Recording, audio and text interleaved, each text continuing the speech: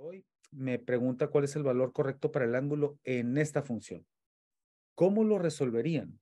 El coseno está multiplicando al ángulo y lo paso del otro lado en forma de arcoseno multiplicando 0,75 para dejar el ángulo solo y sacar el resultado. Ok, casi me da la respuesta correcta, Julio. De hecho, todo el procedimiento que me dice o que me dijo está acertado, excepto por un pequeño detalle que mencionó la palabra multiplicando. Y la realidad es, la función coseno colocada del lado izquierdo no está multiplicando al ángulo, le está calculando el coseno. Y por lo tanto, cuando yo la pase del otro lado, no la puedo pasar dividiendo. ¿Cuál mencionamos que era la función inversa del coseno? El arco coseno. Los arcos, correcto. Y este que aparece aquí, para trasladarlo del otro lado, yo le puedo aplicar arco. O en su defecto, lo paso con la operación contraria. Coseno está del lado izquierdo. Aplicando coseno, lo mando del lado derecho con su función contraria, que sería arco coseno de 0,75.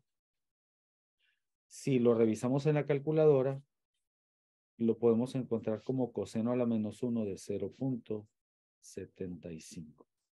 Y al intentar calcular su valor, pues vamos a verificarlo. Sería shift coseno, así es como se habilita la función inversa de las trigonométricas, de 0,75. Y en ángulos sería igual a 41.41 grados. Ahora, tal vez esto ustedes ya lo sepan.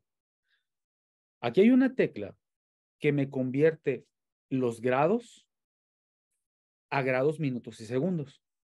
Si se acuerdan, esas son las medidas, ¿no? Para los grados sexagesimales, porque en eso estamos midiendo el ángulo de apertura o el ángulo que tiene la función coseno. ¿En qué unidades puedo medir un ángulo? Lo voy a preguntar de otra manera. ¿Cuántas unidades conocen ustedes para medir amplitud angular? José Ramón ya se animó. Él me dice que él conoce 2. ¿Me puedes escribir cuáles son las que conoces, José Ramón? Jesús dice que él conoce 1. Grados y radianes, dice José Ramón. ¿Las ubican esas? De hecho, la calculadora te entrega 3. Si le dices modo y otra vez modo, ahí las tienes, mira.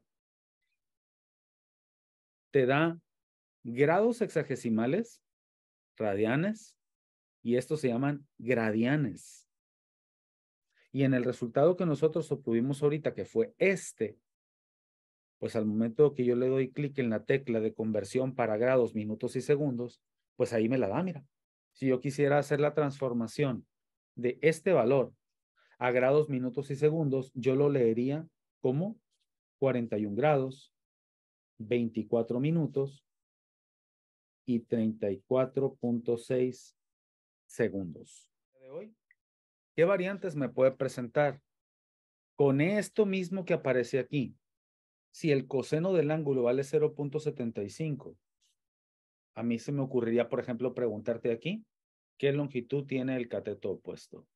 O mejor aún, considerando que el coseno del ángulo vale 0,75, yo te preguntaría, ¿qué valor tiene la tangente del ángulo? Nosotros sabemos, como base de trigonometría, que el coseno del ángulo es una relación entre qué lados del triángulo rectángulo. Era la hipotenusa y el cateto opuesto. Hipotenusa y cateto opuesto. ¿En ese orden? Primero el cateto y luego la hipotenusa. Ok. Cateto opuesto entre hipotenusa. ¿Seguros que así se calcula el coseno? No es cateto adyacente sobre hipotenusa. El cateto adyacente sobre la hipotenusa es el coseno. De acuerdísimo. Ahora, pregunta. Aquí está mi triángulo rectángulo. Este es mi ángulo teta. Este ángulo. Y sé que el coseno vale 0,75.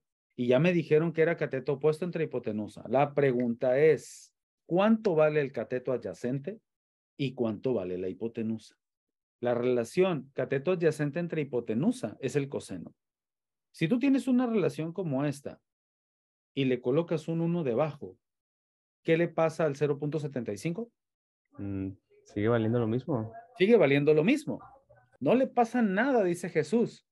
Al dividirlo entre 1, ya tengo una relación de división, ¿ya viste? Automáticamente obtengo al cateto adyacente y a la hipotenusa. Y lo divido entre 1 porque yo necesito un divisor que se llama hipotenusa.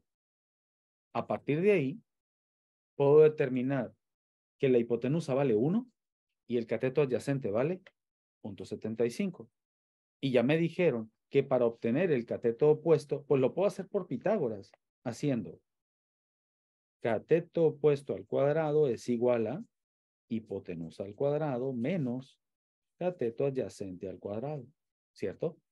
Cateto opuesto, el cuadrado lo mando para el otro lado y sustituyo valores. Digo 1 al cuadrado menos 0.75 al cuadrado.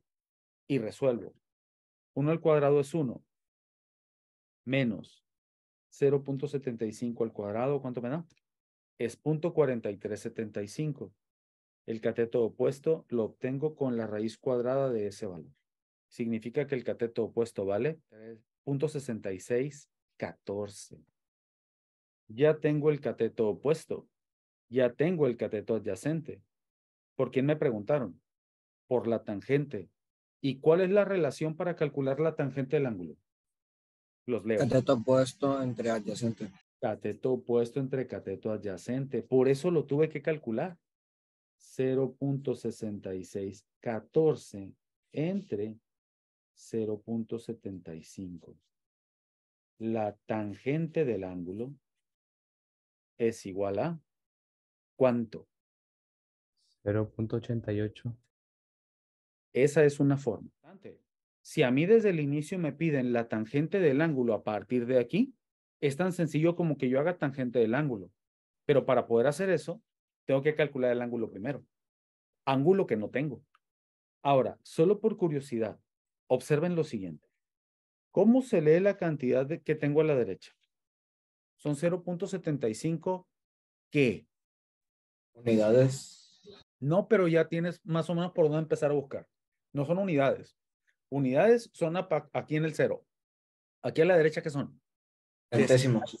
Décimos, dice Jan. Perfecto. ¿Y aquí? Centésimos. ¿Y el que sigue? Milésimos. ¿Y el que sigue? 10 milésimos, 100 milésimos, millonésimos, etcétera. ¿Qué son aquí? Centésimos. Centésimos. Ustedes lo están diciendo. Son centésimos. 75 centésimos. Y así es como los represento, ¿no? Si son 75 centésimos, este es mi cateto adyacente, esta es mi hipotenusa, y yo puedo aplicar exactamente lo mismo, solo que lo haría con 100 y 75. ¿Cuánto me daría? Ahí está el cateto opuesto. Y la tangente se calcula haciendo cateto opuesto entre cateto adyacente. Me da lo mismo.